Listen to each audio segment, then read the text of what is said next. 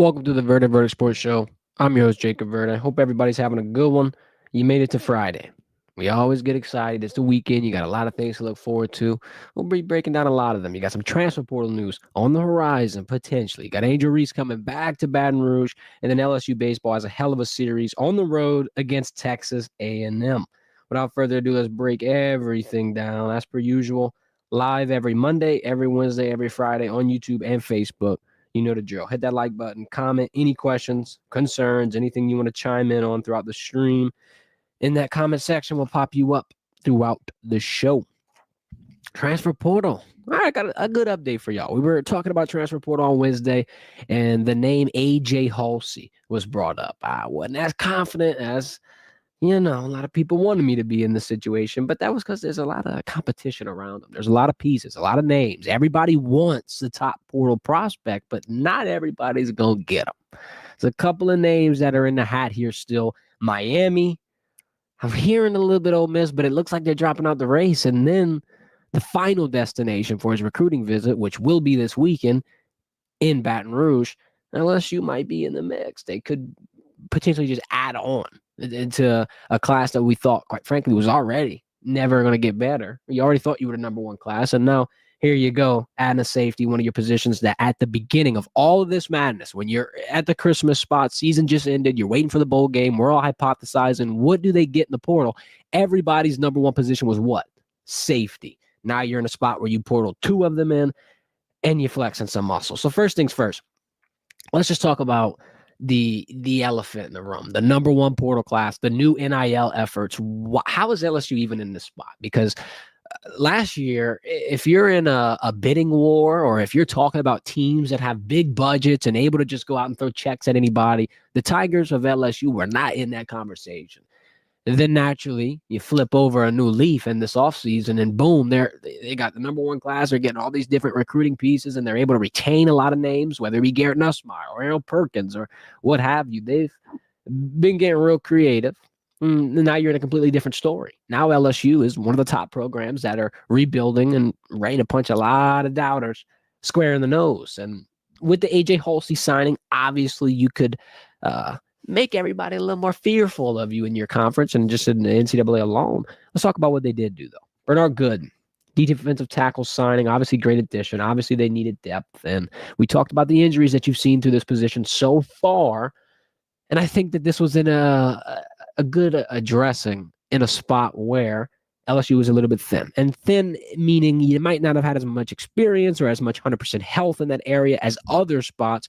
And now you're able to line up in the trenches against some of the best teams, quite frankly, and go toe-to-toe with them. Because when week one rolls around, Clemson's going to do the same thing. Clemson's got a lot of defensive tackles. I believe two of Clemson's D linemen are projected first-round picks. I believe they also have a cornerback that's a projected first-round pick.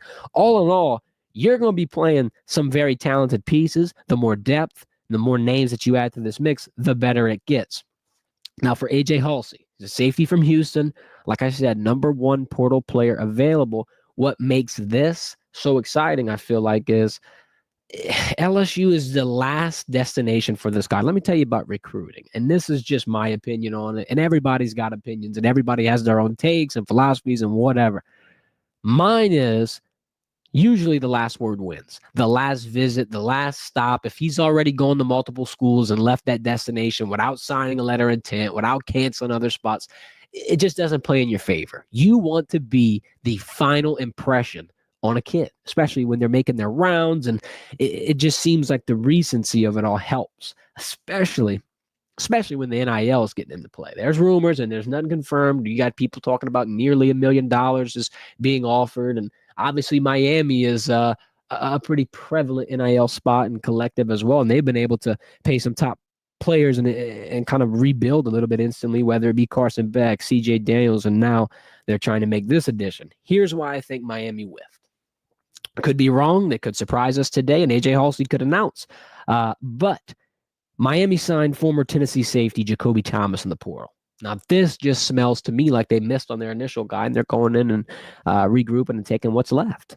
I mean, color them the New Orleans Saints in the second round after Jackson Dart swiped off the board, and you got to go get Tyler Shaw. Should have made that joke for y'all. But, yeah, A.J. Hulsey, I think that Miami getting the Tennessee safeties, a little bit of writing on the wall where I think he could potentially be swooped off of his feet by LSU here on this visit. Now, it's not over. You have to get the signature. You have to get it all said and done. You can't just, wish that LSU is going to be able to do it. They obviously have to put the work in, but I think this makes you a lot more confident. You come into this as the number one portal class. You add the number one player, the defensive tackle, Bernard Gooden last week from USF. Now you add that safety piece. I think your defense gets that much better. And quite frankly, I mean, we've been talking about it for months and months and months. LSU's defense might be better than their offense, and that should be something that makes a lot of fans excited. That makes a lot of fans optimistic about your chances next year. Because if you don't got a defense to stop the other side, you're going to be in a shootout every single week. And obviously, we see what that can lead you to, where that can bring you, and the unfortunate parts that come with that. Let's talk about just LSU, the spring period in general. So the big things for me, the players that stood out, the players in this period through spring camp, the guys that I think are going to make the biggest presence. Let's start off with one of the more interesting ones, Jawan Johnson. A lot of people did not think this position switch made sense, myself included. I really wanted him to be able to have a bigger role where he's going to see a lot of opportunities. And when you hear quarterback 3, your mind just instantly goes to, well, he's not even a backup. I mean, he's just going to be sitting there waiting his turn. I'm sure LSU's not going to throw him out there if Nussmeier unfortunately got hurt. Now, though, with time being able to pass, and you're seeing how they're using him in these schemes, the wildcats, the RPOs, the split backs in the backfield, now the method to the madness gets exposed a little bit. Now you get a little more confident in the play calling and the ability to disguise certain packages, whether it be an inside run, whether it be an outside run, whether it be LSU trying to, get some short passes going to develop a long pass game, or whatever the case may be. I think Jawan Johnson allows for all of those things to be able to happen, and happen that much more smoothly. Last year, why does the run game not work? Well, a lot of people can say it's play calling. And I'm not going to sit here and blame an offensive line, because if you look at the destinations, every single person got drafted that entered. All 4 of your departures are now playing Sunday football. So you can't sit here and blame the talent on the line. You really can't sit there and blame the talent in the running back room.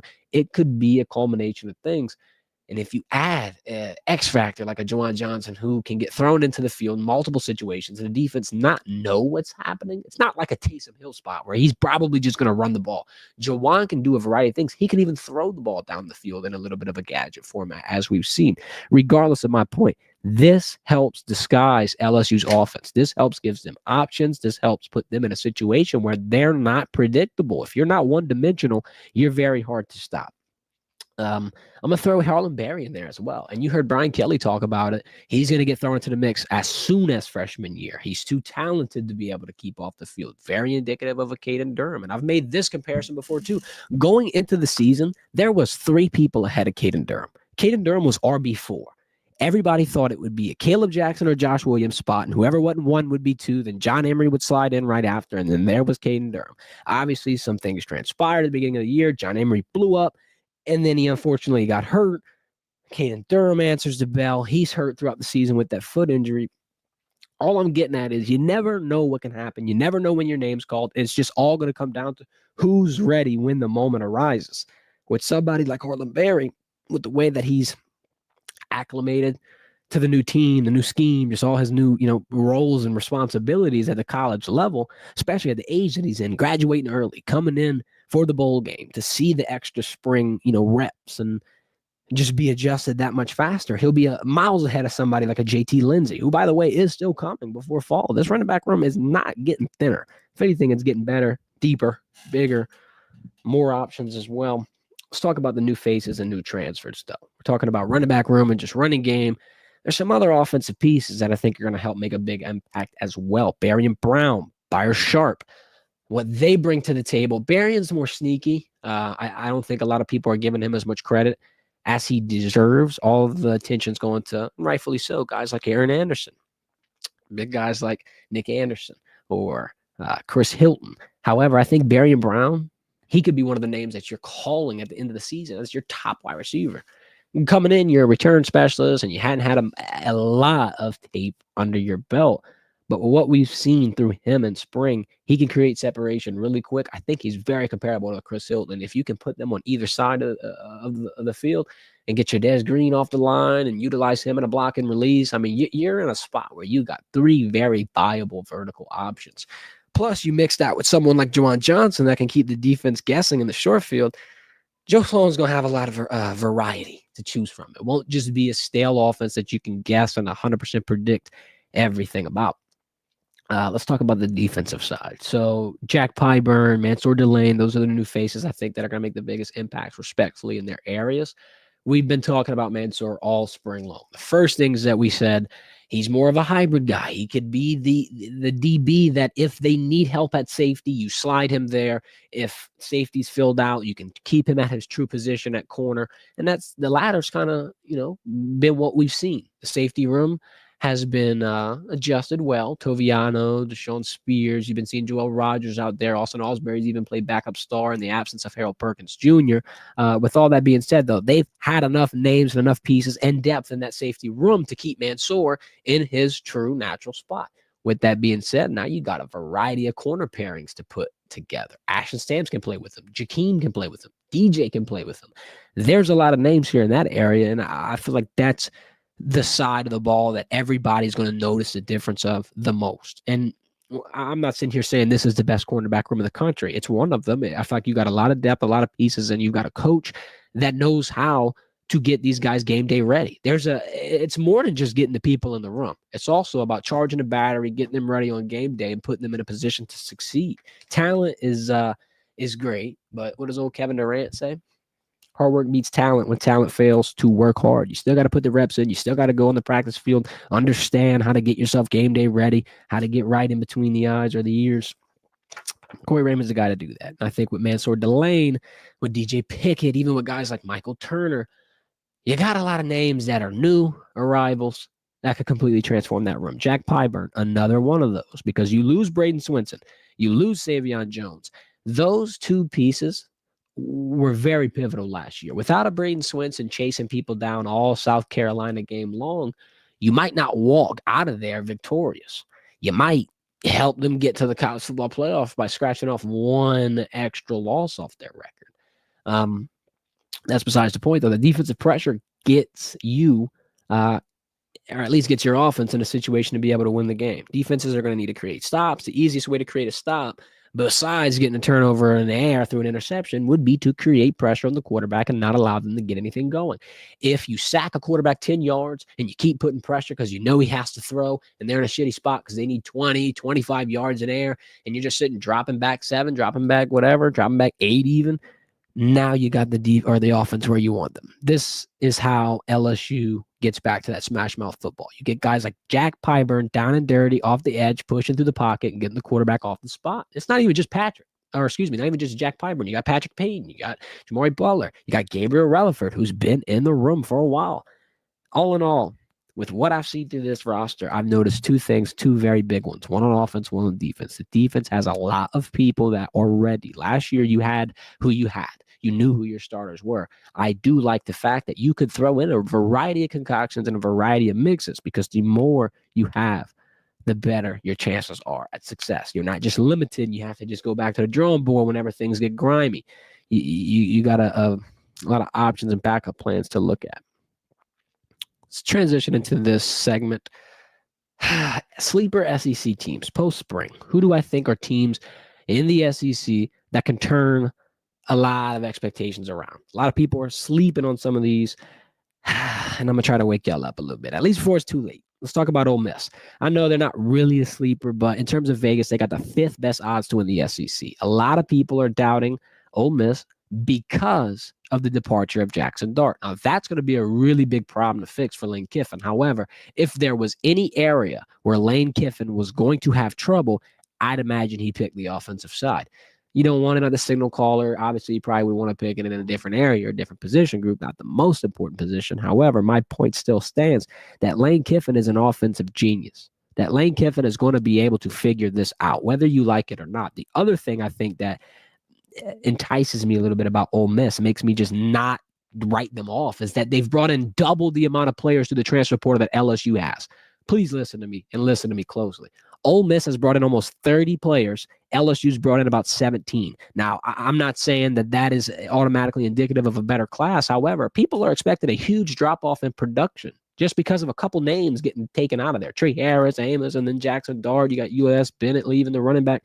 However, you brought in 30 different guys. Now you're in a spot where you got a bigger chance to make some noise than people think. A lot of people are thinking Ole Miss will decline, will drop back.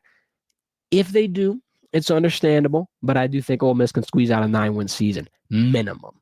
I trust the system. I trust the Lane Kiffin offense, and I just don't think that Jackson Dart departure is going to be as big of a drop as a lot of people were expecting. When you're portaling in 30 damn players and having a top 3 portal class, no matter what site and what rankings you check, you're doing something right. Ole Miss has repeatedly been in this, repeatedly been portaling in classes, and they've been ahead of the NIL culture change for quite some time. And I think that it might pay off. You never know, though. This is a team, I think, at least according to Vegas odds, that's getting a little bit underrated. Another one, South Carolina. Got them on the right here. Lenora Sellers, I'll say this, he might be the most underrated quarterback in college football. All the obvious quarterbacks are getting love. Garrett Nussmeier, Cade Klubnik, Arch Manning, Drew Aller. I don't think enough people are paying attention to Lenora Sellers. He's one of the best dual threat quarterbacks in the nation. I think his presence against LSU in that one game alone showed everything he was capable of. Does LSU have trouble guarding mobile quarterbacks? Hell yes. But the way that he looked against that defense, it looks similar to a Jalen Milroe or to a Jackson Dart or to other quarterbacks that you've played that have given you some trouble in that regard. And quite frankly, South Carolina had a big season last year. I said it in the last segment. They were one game away from a playoff contention. If they beat LSU, if that penalty does not get called back and that pick six stands, South Carolina is punching their ticket to the top 12. They're going to compete for a potential national championship. And a lot of people are scoffing at me. Oh, they didn't have a chance. Oh, they would have been at the bottom of the 12 anyway, maybe seed 8, 9, 10, or 12. Your national champion was the 8th seed. Ohio State won the national championship in the final 4 seeds of the playoffs. It don't matter what seed you are. It don't matter where you go, who you play, or how you get in. If you're in, put a toe in the door, get a tiny inch opened and cracked, and you can bust that thing wide open. They were not necessarily robbed, but it's ironic because I do feel like they were one of the better teams that got left out. They could have put up a better fight than some of the other ones. It's just my opinion. If they get 9 to 10 wins again, they're another fringe college football playoff team. I'd say 9 wins about. Keep in mind this also. They have the 8th best odds to win the SEC. Absolutely nobody's giving them a shot. That means that everybody, or at least Vegas, thinks this is a middle-of-the-pack team. I can assure you it's not. It's a top 5 SEC team. Shit, it might be a top 5 college football team when it's said and done. Lenora Sellers, I think, is one of the biggest dogs. Let's check out some of the comments. We got our guy from the 616. Appreciate the love, man. Talking about Sellers being potentially better than us. That'll be interesting. And then Blanche is talking about Taylor Green, the Arkansas guy. I do think he slept on as well. Another one of those mobile pieces. I'm going to throw in Florida in the mix as well. This is my 3rd and final team for SEC sleepers. Now, let me explain this one a little bit. So, DJ Lagway, yeah, he's the team's X factor. I think if he stays healthy, they got hope, a lot of hope, because it's another one of those situations where your biggest piece, I think, helps all boats rise. If your offense sees this quarterback perform in the way he could, the offensive line gets more confident. The running backs get more confident. Everybody knows you got a shot because you got a guy under center. And I think that helps, Billy Napier and company kind of feel a little better about themselves. Not to mention the fact that Napier saved his job last year. Period, point blank. I don't care how you feel about it. They beat LSU, and he almost removed himself off of the hot seat. Maybe not for good. They still got to have some success this year, but their back's against the wall. That's part of the reason why I'm feeling like I got to think they will overcome the doubt and kind of flip the expectations on their head, because I think their win total's like 6.5. I think it's actually 5-5. I'm going to take the over on that. You don't need a 10-win season. You don't need nothing fancy. You don't got to start undefeated. Obviously, if that happens, it'll help your situation entirely. But my point being, to win 5 games, you're only really taking a third of your schedule home, and I could probably pick 5 to 6 that they could walk away with. DJ Lagway, it will all revolve around you. You saw the Florida and Georgia game. Florida was up on Georgia. Carson Beck was turning the ball over, hell on high water.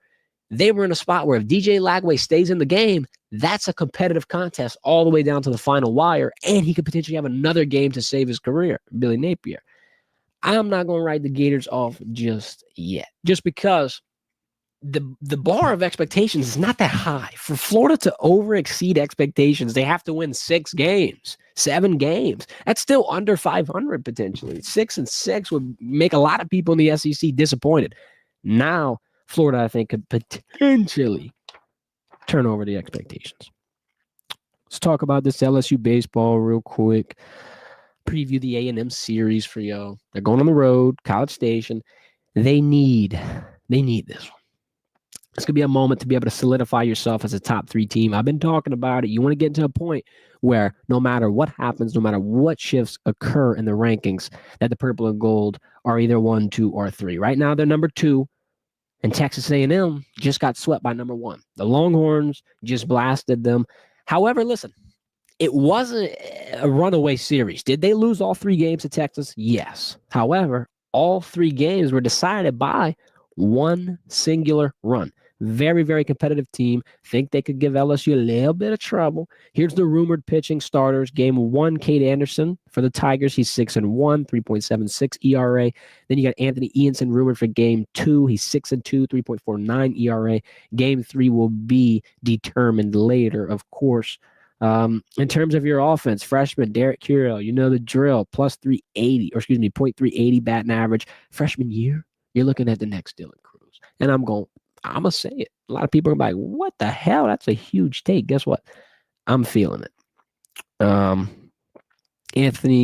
Jared Jones, Bear Jones, 15 homers, 59 RBIs. He's gotten himself to 5th all-time in LSU home runs. Absolute unit. Absolute. Every single time he steps up to the plate, you're thinking he's going yard. I mean, he's walking shit off at 1:30 in the morning. Dude, I'm sleeping. I'm croaked. I'm laying in bed. Barely can wake up. Dude's over here on plate sending him moonshot. Got umpires chasing him off the home plate because he's sitting there jawing.